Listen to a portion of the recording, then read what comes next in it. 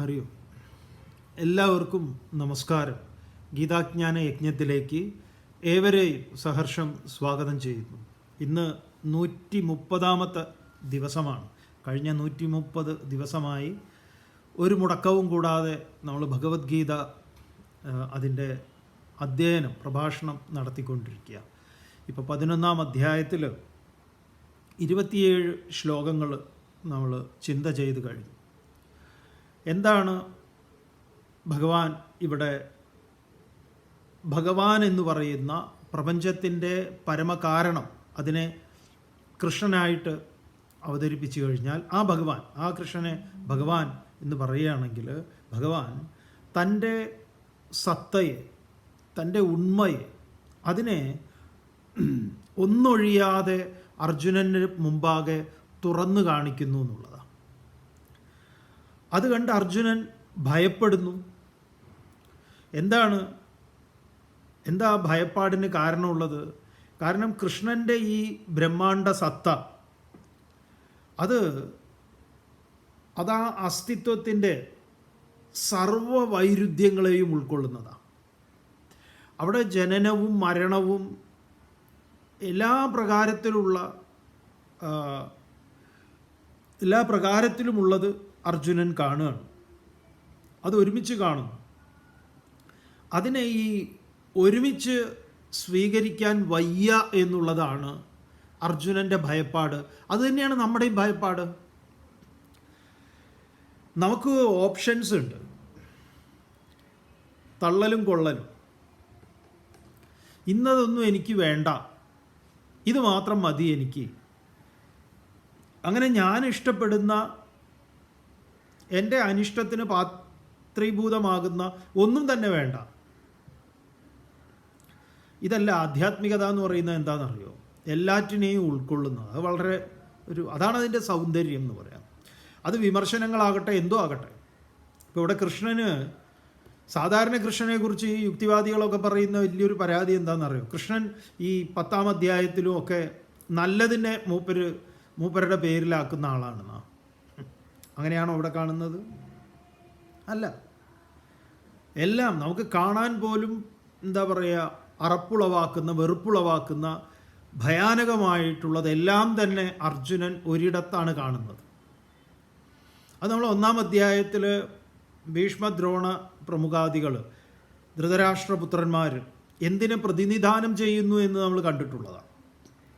ഇവരെല്ലാം തന്നെ ആ വായിക്കകത്ത് കഥ പറയുന്ന സമയത്ത് അല്ലെങ്കിൽ അങ്ങനെ വർണ്ണിക്കുന്ന സമയത്ത് വളരെ ആലങ്കാരികമായിട്ട് അവരുടെയൊക്കെ ഉത്തമ അംഗങ്ങൾ, അത് ഭീഷ്മരും ദ്രോണരും തുടങ്ങിയിട്ടുള്ള കർണൻ, എല്ലാവരുടെയും ശിരസ്സുകൾ, ഉത്തമങ്ങളായിട്ടുള്ള അംഗങ്ങൾ ആ ഭയാനകമായിട്ടുള്ള ഏറ്റവും തുറന്നു വെച്ച വായിക്കകത്ത് പോയി പെടുന്നു. മാത്രമല്ല അതിൽ അസ്മാദികളുമുണ്ട്, നമ്മുടെ ആൾക്കാരുമുണ്ട്, പാണ്ഡവന്മാരുമുണ്ട്. എന്നിട്ടോ അതങ്ങനെ പൊട്ടി ചിതറുന്നു, പല്ലിൻ്റെ ഇടയിലൊക്കെ പോയി പറ്റിപ്പിടിക്കുന്നു. ഇതൊക്കെ നമ്മൾ കാണുന്ന കാഴ്ചകളാണ്. ഇതിനെ നമ്മൾ മനസ്സിലാക്കലാണ് ഏറ്റവും പ്രധാനമായിട്ടുള്ളത്. ഈ കാഴ്ചകൾ ഇത് ഒരു വളരെ സുന്ദരമായിട്ടുള്ള കാഴ്ചയായിട്ടല്ല വിശ്വരൂപ ദർശനം എന്ന് പറയുന്നത്. ഈ പ്രപഞ്ചത്തിൻ്റെ വിരാട് രൂപമാണ്. ഈ വിരാട് രൂപത്തിൽ ഇതെല്ലാം ഉണ്ട് എന്നറിയുക, അതിനെ കാണുക. പോയി നിന്ന് ടിക്കറ്റ് എടുത്ത് കാണണം എന്നല്ല, പക്ഷേ ഉണ്ട്. ഇതെല്ലാം നമ്മുടെ ചുറ്റുവട്ടത്ത് നടക്കുന്നുണ്ട്. ഏതുപോലെ 28ാമത്തെ ശ്ലോകത്തിൽ അർജുനൻ വീണ്ടും തൻ്റെ കാഴ്ചയെ അവതരിപ്പിക്കുന്നു. യഥാ നദീനാം ബഹവോംബുവേകാഃ സമുദ്രമേവാഭിമുഖാ ദ്രവന്തി തഥാ തവാമി നരലോകവീരാഃ വിശന്തി വക്ത്രാണ്യഭിവിജ്വലന്തി. യഥാ നദീനാം ബഹവഃ അംബുവേകാഃ സമുദ്രം അഭിമുഖ ദ്രവന്തി. നദികൾ അനേകങ്ങളായിട്ടുള്ള, ബഹവഃ അംബുവേകാഃ അനേകം ജലപ്രവാഹങ്ങൾ അങ്ങനെ കുത്തി ഒഴുകുകയാണ്. എങ്ങോട്ടേക്ക്? യഥാ സമുദ്രം ഏവ അഭിമുഖാഹ ദ്രവന്തി. സമുദ്രത്തെ ലക്ഷ്യമാക്കിക്കൊണ്ട് ഇതൊക്കെ എങ്ങനെയാണോ ഒഴുകുന്നത്, ആ സമുദ്രത്തെ പ്രാപിക്കാൻ ഓരോ നദിയും അതിവേഗത്തിൽ ഒഴുകുന്നത്. നമ്മുടെ മലയാളത്തിൽ പാട്ടില്ലേ, പെരിയാറേ പെരിയാറേ പർവ്വത നിരയുടെ പനിനീരേ എന്ന് പറഞ്ഞു. കടലിൽ നീ ചെല്ലണം, കാമുകനെ കാണണം, കല്യാണം അറിയിക്കണം എന്ന് പറയുന്നത് വളരെ മനോഹരമായിട്ടുള്ളൊരു വരികളാണ്. അപ്പോൾ അതിനെ ഒരു പെൺകുട്ടിയായിട്ടാണ് കവി അവതരിപ്പിക്കുന്നത്. അങ്ങനെ അത് എന്താണ്, പല സ്ഥലങ്ങളിലും ആലുവയിൽ കൂടെ പോയി, അപ്പുറത്ത് പള്ളിപ്പെരുന്നാൾ കൂടി, അവസാനം പോയിട്ട് കാമുകനെ കണ്ട് അവർ ഒന്നു ചേരുന്നതാണ്. അപ്പോൾ ഓരോ നദികളൊക്കെ തന്നെ ഈ കാമുകനായിരിക്കുന്ന ഭർത്താവിനെ പ്രാപിക്കാൻ വേണ്ടിയിട്ട് സമുദ്രമാകുന്ന ഇവരുടെയൊക്കെ പതിയുണ്ട്. അതിനെ പ്രാപിക്കാൻ വേണ്ടി അങ്ങനെ ഓടുകയാണ്, ഇങ്ങനെ വെപ്രാളപ്പെട്ടുകൊണ്ട് ഒഴുകുന്നു. കവികൾ പലരും പല ഭാവത്തിൽ അതിനെ പ്രകീർത്തിച്ചിട്ടുണ്ട്. അതുകൊണ്ടാണ് ഈ പ്രയാഗുകൾക്കൊക്കെ ഏറ്റവും വലിയ പ്രാധാന്യം. രണ്ട് നദികളുടെ മീറ്റിങ്ങുകൾ, നമ്മൾ ഹിമാലയത്തിലേക്ക് പോയി കഴിഞ്ഞാൽ ദേവപ്രയാഗ്, നന്ദപ്രയാഗ്, കർണപ്രയാഗ്, രുദ്രപ്രയാഗ്, ഇങ്ങനെ അനേക പ്രയാഗുകളുണ്ട്. കേശവ് പ്രയാഗ്, 5 പ്രയാഗുകൾ വളരെ പ്രധാനപ്പെട്ടതാണ്. അപ്പോൾ 2 നദികൾ ചേരുന്ന സ്ഥലത്തിനാണ് പ്രയാഗ് എന്ന് പറയുക. അപ്പോൾ ഈ നദികളിങ്ങനെ കുത്തി ഒഴുകിങ്ങനെ വെപ്രാളപ്പെട്ട് പോകുന്നു. അതിനോട് ചോദിക്കുകയാണ് എങ്ങോട്ടൊക്കെയാണെന്ന് ചോദിച്ചു കഴിഞ്ഞാൽ അതിന് നിൽക്കാനൊന്നും സമയമില്ല, പോയിട്ട് അങ്ങോട്ട് ചേരണം. അതുകൊണ്ടാണ് സർവ്വതീർത്ഥങ്ങളിൽ സ്നാനം ചെയ്താലുള്ള ഫലമാണ് സമുദ്രസ്നാനം കൊണ്ട് കിട്ടുന്നത് എന്നാണ്. അതുകൊണ്ടാണ് സമുദ്രസ്നാനം ഏറെ വിശേഷപ്പെട്ടതാവും. അപ്പം യഥാ സമുദ്രം ഏവ അഭിമുഖാഹ, സമുദ്രത്തിന് അഭിമുഖമായിക്കൊണ്ട് അത് ദ്രവന്തി, ഓടുന്നത്, ഒഴുകുന്നത്. തഥാ, അതുപോലെ അമീ നരലോകവീരാഹ, ഈ മുഴുവൻ മനുഷ്യവീരന്മാരെല്ലാം തന്നെ അഭിവിജ്വലന്തി, അങ്ങയുടെ വായ്ക്കകത്തേക്ക്, തവ വക്ത്രാണി വിശന്തി, അങ്ങയുടെ വായ്ക്കകത്തേക്ക് വന്ന് അങ്ങനെ പതിക്കുന്നു.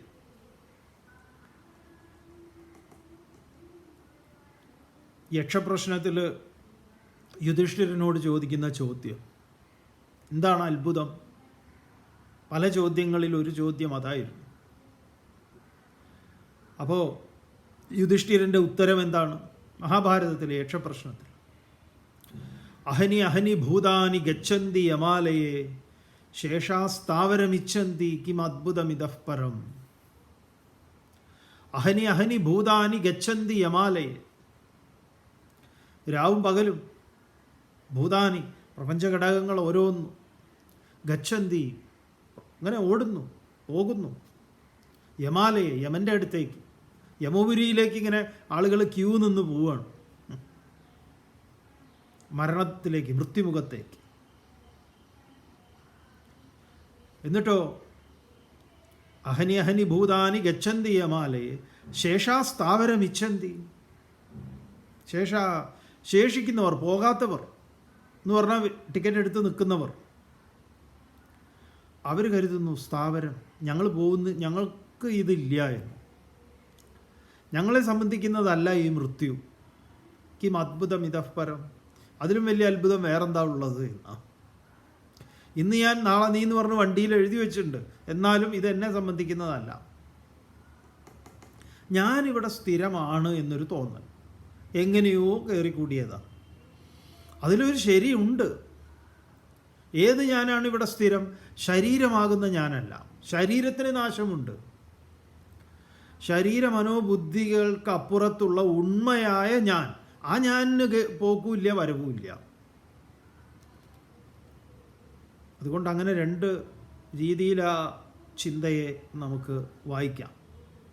വിവേകാനന്ദ സ്വാമികൾ അങ്ങനെയാണ് വായിക്കുന്നത്. അത്ഭുതം എന്നത് അതാണ്.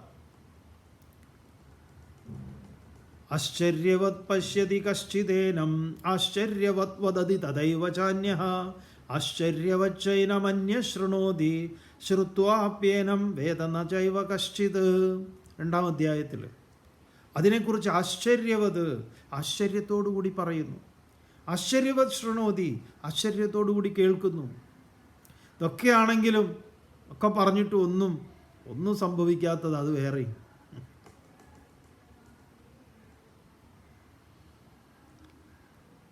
അപ്പോൾ നദികൾ ഒഴുകി സമുദ്രത്തിലേക്ക് പ്രവഹിക്കാൻ വെമ്പൽ കൊള്ളുന്നത് പോലെ സകല മനുഷ്യരും അങ്ങയുടെ വായ്ക്കകത്തേക്ക്, മൃത്യുവാകുന്ന മൃത്യുമുഖത്തേക്ക് ഇതാ ഓടിയെടുക്കുന്നത് ഞാൻ കാണുന്നു. നമ്മളിത് കാണുന്നുണ്ടോ? ഒരു ചോദ്യമാണ്. വിശ്വരൂപ ദർശനത്തിൽ എവിടെയൊക്കെയാണ് നമ്മുടെ വിശ്വരൂപം നമുക്ക് നഷ്ടപ്പെട്ടിട്ടുള്ളത്? മൃത്യുവിനെ, മാറ്റത്തെയും മാറ്റമില്ലായ്മയെയും നാം അറിയുന്നുണ്ടോ? നമുക്ക് ചുറ്റും നടക്കുന്ന മരണം നമുക്ക് തോന്നുന്നു ഏതൊരാളെയും ചിന്തിപ്പിക്കുന്ന ഒന്നാണ്.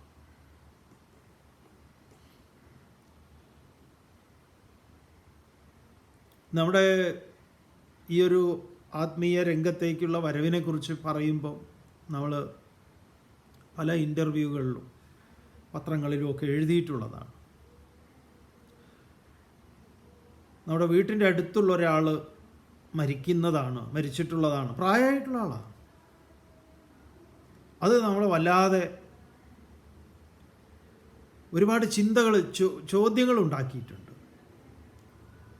കാരണം അത് മുഴുവൻ നോക്കി നിന്നിട്ടുണ്ട് എന്ന് പറഞ്ഞാൽ അദ്ദേഹത്തിനെ കുളിപ്പിക്കുന്നതും പിന്നെ ഒരു മഞ്ചലിൽ കെട്ടിയിട്ട്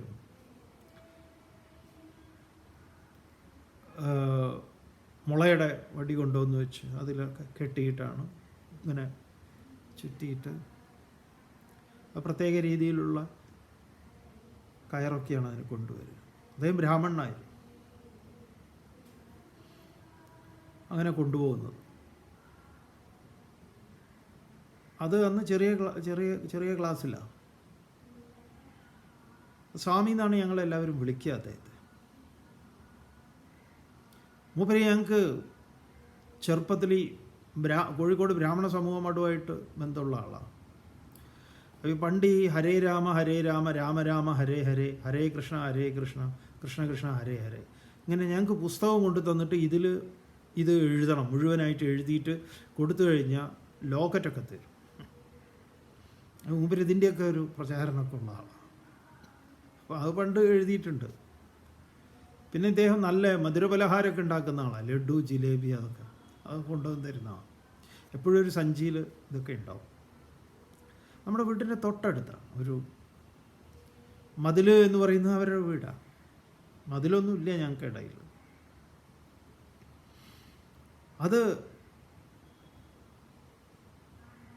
അത് നമ്മളിങ്ങനെ കുറേ ചിന്തിപ്പിച്ചിട്ടുണ്ട്. ഇത് എന്താണ് ഇദ്ദേഹത്തിനെ കൊണ്ടുപോയി ചെയ്യുന്നത് ശ്മശാനത്ത് ചെയ്യുമ്പോൾ? അതിനു മുമ്പ് ആദ്യത്തെ മരണം എന്ന് പറയുന്നത് നമ്മുടെ സ്കൂളിൽ പഠിക്കുന്ന ഒരു പയ്യനെ പാമ്പ് കടിച്ച് മരിച്ചിട്ട് ഞങ്ങളെ കാണാൻ കൊണ്ടുപോകുന്നതാണ്. അത് നല്ല ഓർമ്മയാണ്. ഞങ്ങൾ വരിയായിട്ട് പോയിട്ട് അവനെ പോയി കാണുന്നത്. ഒരു നീലിച്ച ഒരു ഇന്നത്തെ പോലെ നമ്മുടെ ഈ വെന്റിലേറ്റർ പോലെ ഈ കോഫിൻ അതൊന്നും ശീതീകരിച്ച് അതൊന്നുമുള്ള കാലമല്ല. കിടത്തിയിരിക്കുക. ഞങ്ങളൊക്കെ പോയി കണ്ടു. പാമ്പ് കടിച്ച് മരിച്ചതാണ്.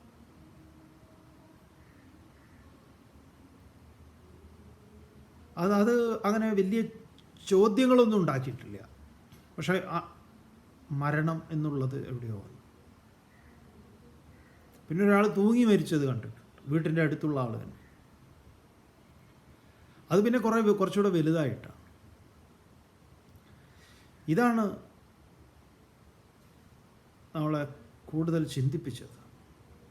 പിന്നീടാണ് ഈ രാമായണത്തിൽ ജടായു സംവാദത്തിൻ്റെ മരണത്തെക്കുറിച്ച് ഗോപാലമാഷ് പറയുന്നത്.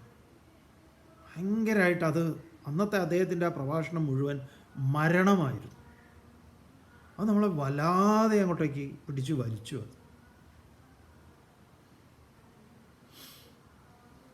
പിന്നെയാണ് ഈ വഴിയിൽ ഇങ്ങനെ ഒരു ഗവേഷണം തുടങ്ങുന്നത്.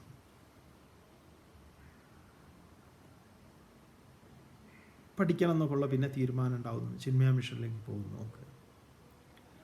അപ്പോൾ മരണം ഒരു നമ്മളെ ചിന്തിപ്പിക്കുന്ന ഒന്നാണ്. ഏതൊരാളെ മരണത്തിന് രണ്ട് ഇതുണ്ട്, വശമുണ്ട്. ഒന്ന് നമ്മുടെ ഈ അമരത്വത്തിൻ്റെ അതിനെ അന്വേഷിച്ച് കണ്ടെത്തുന്ന അല്ലെങ്കിൽ അങ്ങനെയുള്ള സാധ്യതയിലേക്ക് എത്തുമ്പോൾ നമ്മളെ മുഴുവനായിട്ട് ആവിഷ്കരിക്കുന്ന ഒരു ഇടം, നമ്മളിലെ മുഴുവൻ സാധ്യതകളെയും. പിന്നെ അതിൻ്റെ നിരർത്ഥകത ബോധ്യപ്പെടുമ്പോൾ മൃത്യുവൈ പ്രമാദമെന്ന് അതൊരു തെറ്റിദ്ധാരണയാണ്. ഇവിടെ ഏത് കോണ്ടക്സ്റ്റിലാണ് അത് തെറ്റിദ്ധാരണയാവുന്നത്? ഞാൻ ശരീരമാണ് എന്നുള്ള ധാരണയിൽ. അപ്പം ഇത് വിശ്വത്തിൻ്റെ ഏറ്റവും പ്രധാനപ്പെട്ട വിശ്വരൂപത്തിലെ ഒന്നാണ് മൃത്യു എന്നത്. ഈ വിശ്വരൂപത്തിലെ ഏറ്റവും കൂടുതൽ അർജുനന് താങ്ങാൻ പറ്റാത്തതും അത് തന്നെയാണ്. അർജുനൻ അവിടെ സ്വന്തം ആളുകളും അതിലേക്ക് പോകുന്നുണ്ട്. നമുക്ക് മൃത്യു ഒരു പ്രശ്നമാവുന്നത് സ്വന്തക്കാർ മരിക്കുമ്പോഴാണ്. മരണം അനുനിമിഷം നടന്നുകൊണ്ടിരിക്കുന്നുണ്ട്. പത്രം നോക്കിയാലോ വാർത്തയിലോ അല്ലാതെയൊക്കെ നോക്കിയാൽ ആളുകൾ മരിക്കുന്നുണ്ട്. അതിന്ന പ്രായമൊന്നുമില്ല. ചെറിയ പ്രസവിച്ച ഉടനെ മുതൽ 99, 100, 100 ചില്ലാനും പ്രായമുള്ളവർ മരിക്കുന്നുണ്ട്. ഇതൊന്നും നമ്മളെ ദുഃഖിപ്പിക്കുന്നില്ല. നമ്മളെ ദുഃഖിപ്പിക്കുന്നത് ഏതാണ്? ഏറ്റവും പ്രിയപ്പെട്ടവരുടെ മരണം, ഏറ്റവും പ്രിയപ്പെട്ടവരുടെ മരണം. അപ്പം എൻ്റെ ആളുകൾ മരിക്കുന്നു എന്നുള്ളത്, അല്ലാതെ മരണമല്ല നമ്മളെ ദുഃഖിപ്പിക്കുന്നത്, എൻ്റെ എന്നുള്ളതാണ്. അപ്പം ഈ എൻ്റെ എന്നുള്ളതാണ് പ്രശ്നം, അല്ലാതെ മരണത്തിനല്ല പ്രശ്നം. ഇവിടെ അർജുനനും എന്താണ്, നമ്മുടെ ആളുകളും അതിൻ്റെ ഉള്ളിലേക്ക് പോകുന്നുണ്ട് എന്ന് പറഞ്ഞു.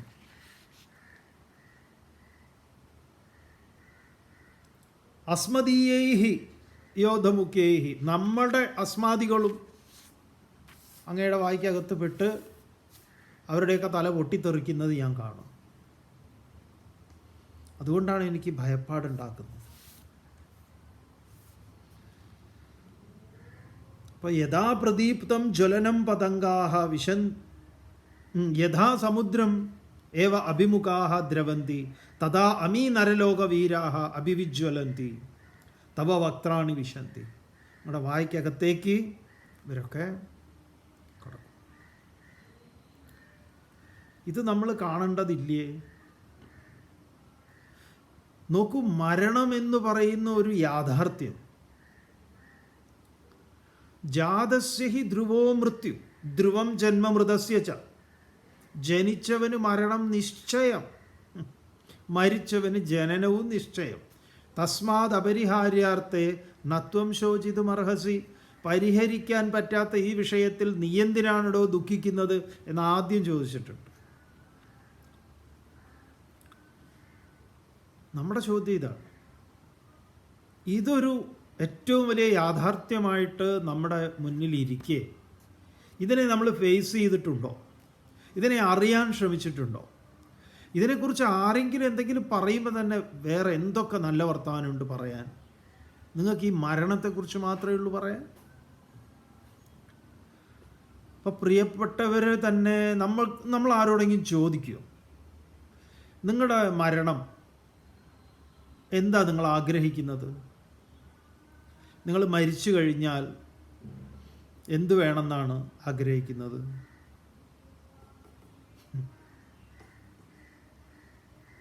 നമ്മൾ ഈ അടുത്ത ദിവസം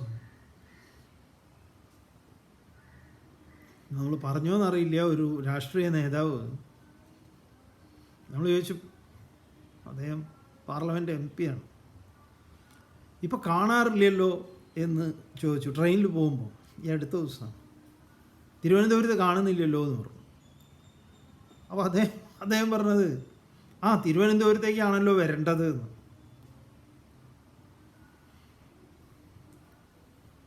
അപ്പോൾ നമ്മളതിനെ എങ്ങനെയാണ് കണ്ടത്? വളരെ പോസിറ്റീവായിട്ട് ശാന്തി കവാടത്തിലേക്ക് നമ്മളത് ചോദിക്കുകയും ചെയ്ത്, ആ അർത്ഥത്തിലാണോ?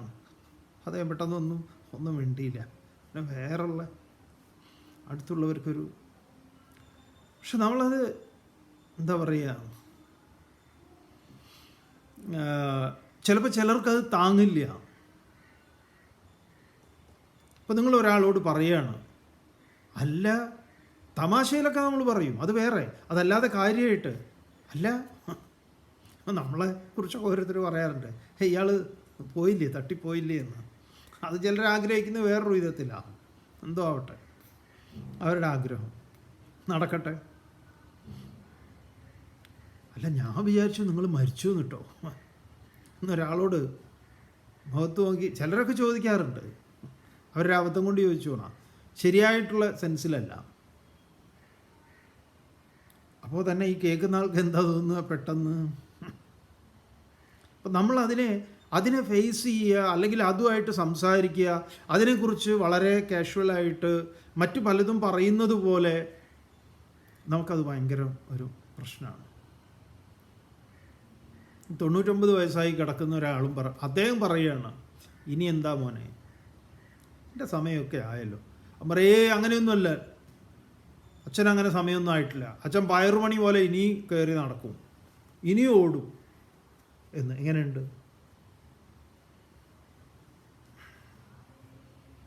അതൊക്കെ കുറച്ച് എക്സാജറേഷനാണ്. നമുക്ക് പറയുമ്പം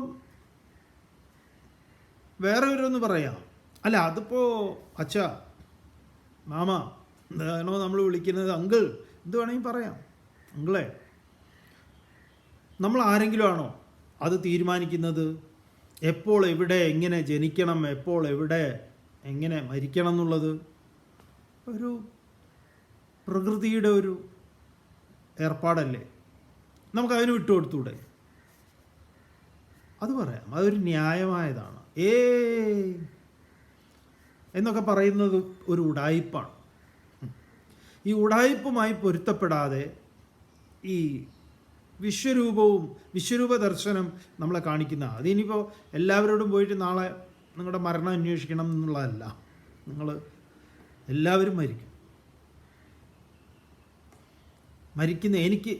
മരിക്കുന്നതിന് മുമ്പ് ഇന്നതൊക്കെ ചെയ്യണം എന്ന് ചിലർ പറയുമ്പോൾ ഉടനെ ചോദിക്കും, നിങ്ങളെന്തിനാ ഈ ഏതു നേരം മരിക്കുന്ന കാര്യം പറയുന്നത്?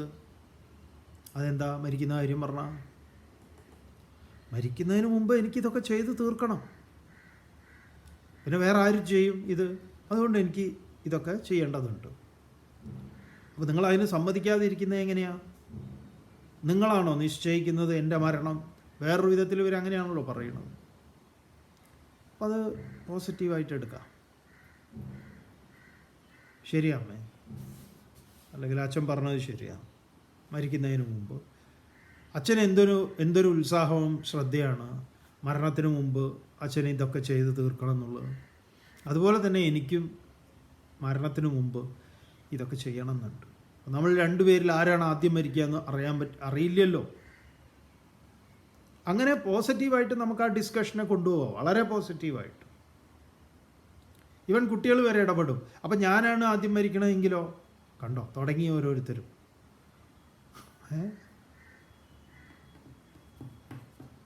നിങ്ങൾ മരണത്തെക്കുറിച്ച് പറഞ്ഞതുകൊണ്ട് വീട്ടിൽ മരണമൊന്നും നടക്കാൻ പോണില്ല. അതൊക്കെ തട്ടിപ്പ് ജ്യോത്സ്യന്മാർ പറയുന്നതാണ്. നിങ്ങളിത് പറയാതിരുന്നത് കൊണ്ട് നടക്കാതെ പോകുന്നുണ്ടോ ഇത്? നമ്മളിത് ചർച്ച ചെയ്താലും ചർച്ച ചെയ്തിട്ടില്ലെങ്കിൽ ഇത് നടക്കും. അതിലും നല്ല ഇത് ചർച്ച ചെയ്യല്ലേ. യമനുമായിട്ടൊരു ചർച്ച ഒഴിവാക്കാന്നാണ്. തസ്യ യമേൻ എന്ന ചർച്ച എന്നാണ്. ഇത് ഗീത പഠിച്ചാൽ ഭഗവത്ഗീത കിഞ്ചിത് അധീത ഗംഗാജല ലവ കണികാപീത സകൃതപി ഏന മുരാരി സമർച്ച ക്രിയതേ തസ്യ യമേനെന്ന ചർച്ച. ഭഗവത്ഗീത കിഞ്ചിത് അധീത, കുറച്ച് ഗീത പഠിക്കുക. ഗംഗാജല ലവ കണികാപീത, ഒരു കണികയെങ്കിലും ഗംഗാജലം പാനം ചെയ്യാം. സകൃതപി ഏന മുരാരി സമർച്ച, വിധിയാം വണ്ണം ഭഗവാനെ പൂജ ചെയ്യുക. എങ്ങനെ? പത്രം പുഷ്പം ഫലം തോയം യോമേ ഭക്തിയാ പ്രയച്ഛതി ഭക്തിബഹൃതം അശ്നാമി പ്രേതാത്മനഃ എന്ന് ഭഗവാൻ പറഞ്ഞിട്ടുണ്ട്. ഇത്രയും കാര്യങ്ങളിലോ പിന്നെ എന്തില്ല എന്നാ തസ്യ യമേൻ എന്ന ചർച്ച. പിന്നെ യമനുമായിട്ട് ഡിസ്കഷൻ ഒഴിവാക്കാം. എന്താ യമനുമായിട്ടുള്ള ഡിസ്കഷൻ? വാഗ്വാദങ്ങൾക്കില്ല എന്ന് മൃത്യുവിന്. അതൊന്നും എന്നെ സംബന്ധിക്കുന്നതല്ല. യമനെ മൃത്യുവിനെ വളരെ നല്ലൊരു ഫ്രണ്ട് എന്നെ കാണാൻ വരുന്നുണ്ട്. മൂപ്പർക്ക് വേണ്ടി ഞാൻ വെയിറ്റ് ചെയ്യാം. ശരി, പോവാം. അതിനു മുമ്പ് നിങ്ങളോടൊക്കെ യാത്ര പറയും. അർജുനൻ്റെ ചെറിയ ഭയപ്പാടിൻ്റെ കാരണം ഇതാണ്. ഏതായാലും അർജുനൻ കാണുന്നു, നമുക്കും ഇത് കാണാൻ സാധിക്കണം. എല്ലാവരും ചിന്തിക്കുന്ന നമ്മളുൾപ്പെടെ എല്ലാവരും ഈ ലോകത്ത് നിന്ന് പോകണം. അതിനു മുമ്പ് നമ്മൾ എന്ത് ചെയ്തു എന്നുള്ളത് വളരെ പ്രധാനമാണ്. ഫേസ്ബുക്കിൽ 4 തെറി എഴുതിയതാണോ? ഈശാവാസ്യത്തിൽ പറയും, ക്രതോസ്മര കൃതം സ്മര, ക്രതോസ്മര കൃതം സ്മര. ചെയ്തതിനെ സ്മരിക്കൂ, വീണ്ടും വീണ്ടും സ്മരിക്കൂ. ക്രതോസ്മര കൃതം സ്മര, ക്രതോസ്മര കൃതം സ്മര. ചെയ്ത കർമ്മങ്ങളെ സ്മരിക്കൂ. നമ്മുടെ സ്മൃതിപഥത്തിലേക്ക് നാം ചെയ്ത കർമ്മങ്ങളെക്കുറിച്ച് സ്മരിക്കുമ്പോൾ എന്തെങ്കിലും നല്ലതുണ്ടോ? ഏറ്റവും പ്രധാനപ്പെട്ടതാണ്. നമുക്ക് തന്നെ ഒരു ആനന്ദം പ്രദാനം ചെയ്യുന്ന എന്തെങ്കിലും ഒരു കാര്യം ചെയ്തിട്ടുണ്ടോ? അതോ ദുഷ്കർമ്മങ്ങൾ മാത്രമാണോ? അങ്ങനെ ചെയ്ത കർമ്മങ്ങൾ സ്മരണയിൽ വരുമ്പം തന്നെ ഒരു വലിയ കാര്യമാണ്. ആ ഉപനിഷത്ത് മന്ത്രം അതിഗംഭീരമായിട്ടാണ് പറയുന്നത്. ക്രതോസ്മര കൃതം സ്മര, ക്രതോസ്മര കൃതം സ്മര. പിന്നെന്താ? അഗ്നേ നയ സുഭധാരായേ അസ്മാൻ വിശ്വാനി വൈനാനി വിദ്വാൻ യോധ്യസ്മ ജുഹുരാണമേനോ ഭൂയിഷ്ടാം തേ നമ ഉക്തിം വിധേമ. പിന്നുള്ള അഗ്നിയോടുള്ള പ്രാർത്ഥന, അഗ്നേ നയ സുപഥാരായേ അസ്മാൻ, അങ്ങയുടെ ശ്രേഷ്ഠമായ മാർഗത്തിലേക്ക് ഞങ്ങളെ നയിച്ചാൽ. വിശ്വാനി വൈനാനി വിദ്വാൻ, വിശ്വത്തെ മുഴുവൻ അറിയുന്ന, വിശ്വത്തിലെ എല്ലാ കർമ്മങ്ങളെയും അറിയുന്ന വിദ്വാനാണ്. യോധ്യസ്മ ജുഹുരാണമേനോ ഭൂയിഷ്ടം, അങ്ങ് ഞങ്ങളെ പരിശുദ്ധന്മാരാക്കി തീർക്കണം. അങ്ങേക്ക് അഡ്വാൻസ് നമസ്കാരം എൻ്റെ വക. ഭൂയിഷ്ടാം തേ നമ ഉക്തിം വിധേമ. സ്വീകരിച്ചാൽ, കാരണം മരിച്ചു കഴിഞ്ഞാൽ പിന്നെ നമസ്കരിക്കാൻ പറ്റില്ലല്ലോ. അതുകൊണ്ട് എന്നെ എടുക്കണം, എൻ്റെ ശരീരത്തെ കത്തിച്ച് ചാമ്പലാക്കണം. അതുകൊണ്ട് നേരത്തെ കാലത്ത് അങ്ങേക്ക് ഞാൻ നമസ്കാരം തരുന്നു. ആ സമയത്ത് എടുത്തോളുക എന്ന് പറയാൻ എനിക്ക് പറ്റില്ല. അതുകൊണ്ട് അഡ്വാൻസ് നമസ്കാരം അങ്ങേപോലെ.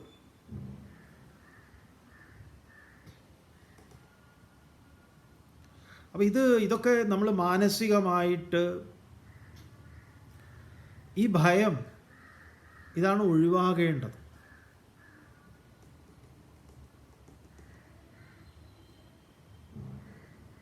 ദിവസവും നമുക്ക് വേണ്ടപ്പെട്ടവരുടെ മരണത്തെക്കുറിച്ചുള്ള വാർത്തകൾ ഇങ്ങനെ വരും.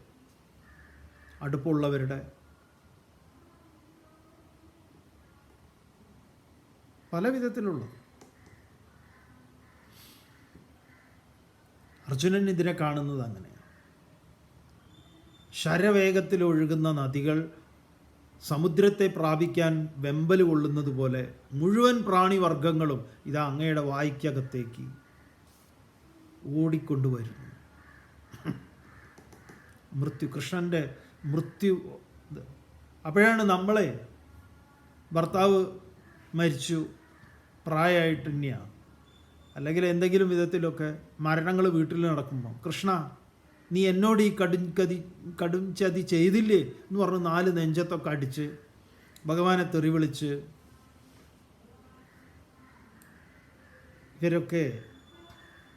ഇവരൊക്കെ കുറേ കാലം ഭക്തന്മാരാണ് എന്ന് പറഞ്ഞ് നടന്നത് എന്ത് പ്രയോജനമാണ്? നിങ്ങളുടെ വേണ്ടപ്പെട്ടവരുടെ മരണം ഒഴിവാക്കി തരുന്ന കൊട്ടേഷൻ എടുത്തിരിക്കുന്ന ആളാണോ കൃഷ്ണനും അല്ലെങ്കിൽ ഏതെങ്കിലുമൊക്കെ ദൈവങ്ങൾ? നിങ്ങൾ കരുതിയോ? അത് കുട്ടികളാവട്ടെ ആരോ ആവട്ടെ,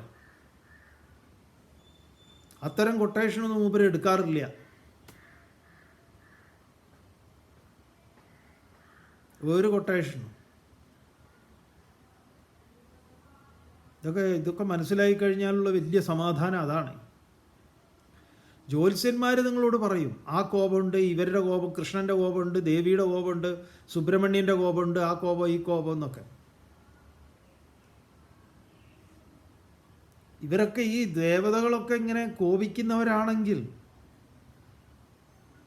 ഒരാൾ പറയണ്ടേ, ഈ ഗോപന്മാരെന്ന് പറഞ്ഞാൽ കോപിക്കുന്നവരാണ്.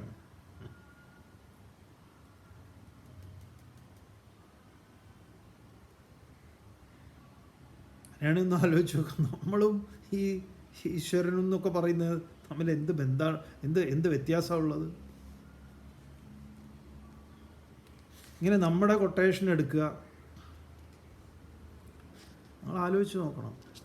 നമ്മൾ നടത്തുന്ന വഴിപാട് ഇത് അവർക്ക് കിട്ടി, അവർ ഭയങ്കര തൃപ്തരായി. ആർക്കാ ഇതുകൊണ്ടൊക്കെ തൃപ്തി ഉണ്ടാവുക? നിങ്ങളൊരു സാധനം ഒരാൾക്ക് കൊടുക്കുമ്പം തൃപ്തിയാവുന്ന എപ്പോഴാണ്? അവർക്കത് ഉപയോഗിക്കാൻ പറ്റുന്ന ഒരു സാധനം, അവർക്കില്ലാത്തത്, അവരാഗ്രഹിച്ചത്, അതൊക്കെയാണ് നിങ്ങൾ ഒരാൾക്ക് കൊടുക്കുന്നതെങ്കിൽ അവർക്ക് ഭയങ്കര സന്തോഷം ഉണ്ടാവും. ടൈലറിംഗ് ഒക്കെ അറിയാം, പക്ഷെ ടൈലറിങ് മെഷീനൊന്നുമില്ല. തൊട്ടപ്പുറത്തെ വീട്ടിലൊക്കെ പോയിട്ടൊക്കെ അവിടെ നിന്നൊക്കെ പഠിച്ചു. പിന്നെ അവിടെ ഇവിടെയൊക്കെ വലിയ ഇഷ്ടമാണ് അതൊക്കെ ചെയ്യാൻ, പക്ഷെ സ്വന്തമായിട്ടൊരു തുന്നൽ മെഷീനൊന്നുമില്ല, മേടിക്കാനുള്ള വരുമാനമോ കാര്യങ്ങളോ ഒന്നുമില്ല. അങ്ങനെ എവിടെയെങ്കിലും ഒരു പഴയതൊരെണ്ണം കിട്ടിയാൽ മതി എന്നൊക്കെയുള്ള ആഗ്രഹത്തിലൊക്കെ ഇരിക്കുന്ന ഒരാൾ, അയാൾക്കാണ് ഒരാൾ ഒരു നല്ലൊരു തയ്യൽ മെഷീൻ കൊടുക്കുന്നത്. അപ്പോൾ അയാൾക്ക് എന്തുണ്ടാവും? ഭയങ്കര സന്തോഷമായിരിക്കും, കാരണം അയാൾ ആഗ്രഹിച്ചതാണത്. ഇങ്ങനെ നമ്മൾ കൊടുക്കുന്ന സംഗതികളൊക്കെ ആർക്കാ കൊടുക്കുന്നത്? ദൈവത്തിനാണെന്ന്. അവർക്ക് കിട്ടാത്തതാണോ? ഇല്ലാത്തതാണോ? ആകെ നമ്മളോട് ആവശ്യപ്പെട്ടത് എന്താ? പത്രം, പുഷ്പം, ഫലം, തോയം, ഒരല്പം ജലം, ഒരു ഇല, ഒരു പൂ, ഒരു കായ ശ്രദ്ധയോടുകൂടി സമർപ്പിക്കാനാണ്. ഒന്നേ പറഞ്ഞിട്ടുള്ളൂ, ഒരു ഇല, ഒരു ക്വിൻ്റലൊന്നും വേണ്ട. അതുകൊണ്ട് തുലാഭാരമൊന്നും നടത്തണ്ട, അപ്പോഴാണ് ഈ തുലാസ് പൊട്ടി തലയിൽ വീഴുക. എന്തുകൊണ്ടാണ് മിക്ക തുലാഭാരങ്ങളിലും പോയിട്ട് പൊട്ടി താഴെ വീഴുന്നത്? ഇതൊക്കെ തന്നെയാണ്, മനസ്സിലിരിപ്പ് ഇങ്ങനെയാണ്. എടാ, നീയൊന്നും എന്നെ തൂക്കാനായിട്ടില്ല എന്ന് ദൈവം ഇൻഡയറക്റ്റായിട്ട് പറയാ. നീ എനിക്ക് തൂക്കി തരുന്നോ എന്ന് ചോദിക്കുക.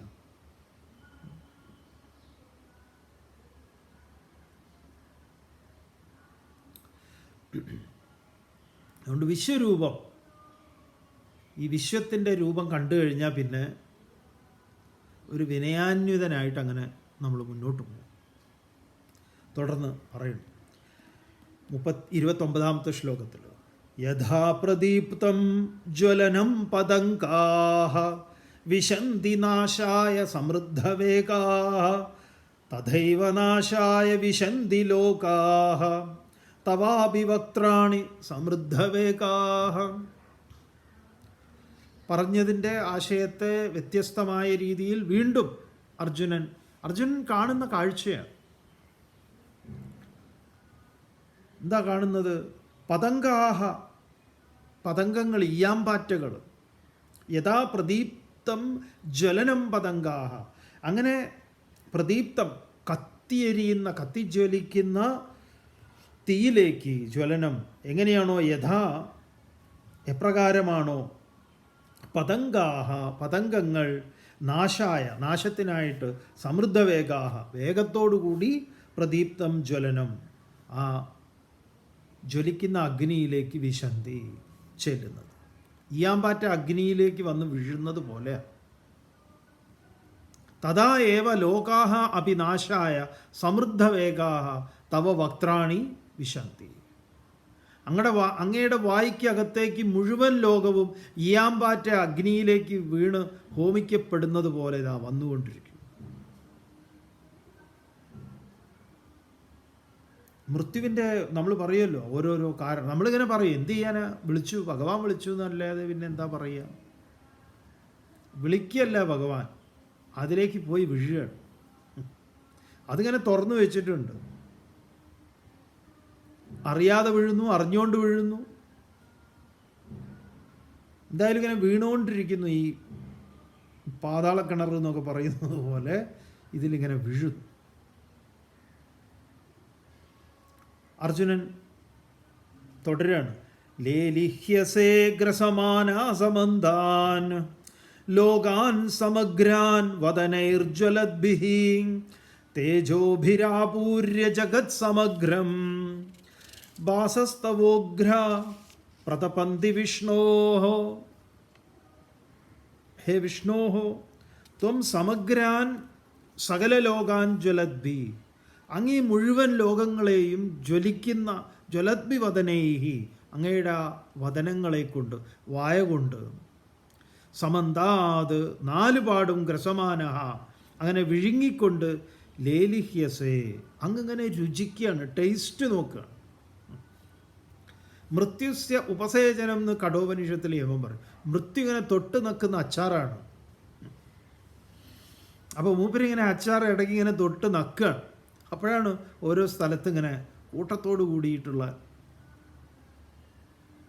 കലാപങ്ങളായിട്ടും അതായിട്ടും ഇതായിട്ടും നമ്മളുണ്ടാക്കുന്നതുണ്ട്, അതല്ലാത്തതുണ്ട്.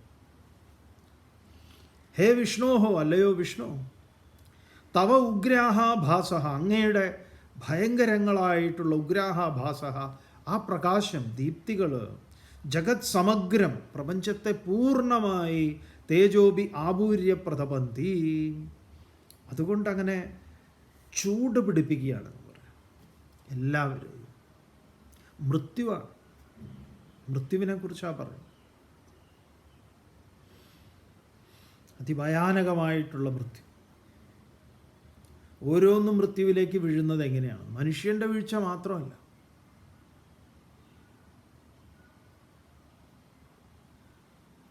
സമയമായാൽ അങ്ങനെ പോയി ഇയാമ്പാറ്റയുടെയാണ് ഉദാഹരണം. പോയി വീഴുന്നത് പോലെ. വല്ല കാര്യമുണ്ടോ എന്ന് നമ്മൾ ആലോചിക്കും. ഇതിന് വല്ല കാര്യമുണ്ടോ അതിൽ പോയി വീഴേണ്ടത്? നമ്മളെ കാണിക്കുകയാണ്. ഇതുപോലെയാണ് നമ്മളും മൃത്യുമുഖത്തേക്ക് പോയിക്കൊണ്ടിരിക്കുകയാണ്. ഇതിങ്ങനെ ആഞ്ഞു വലിച്ചുകൊണ്ടാണ് ഇവൻ ഇയാമ്പാറ്റയെ കുറിച്ച് ചോദിക്കുന്നത്. എരിയുന്ന ഓരോന്നും നമ്മളെ എരിക്കുന്നതാണ്. മൃത്യുമുഖത്തേക്ക് പോവാൻ വേഗം കൂട്ടുകയാണ് നമ്മൾ, ഇങ്ങനത്തെ ഓരോ വേണ്ടാധീനങ്ങൾ ചെയ്തുകൊണ്ട്. ഓം പൂർണ്ണമദഃ പൂർണ്ണമിദം പൂർണ്ണാത് പൂർണ്ണമുദച്യതേ പൂർണ്ണസ്യ പൂർണ്ണമാദായ പൂർണ്ണമേവാവശിഷ്യതേ. ഓം ശാന്തി ശാന്തി ശാന്തി. ഹരി ഓം. ശ്രീ ഗുരുഭ്യോ നമഃ. ഹരി ഓം.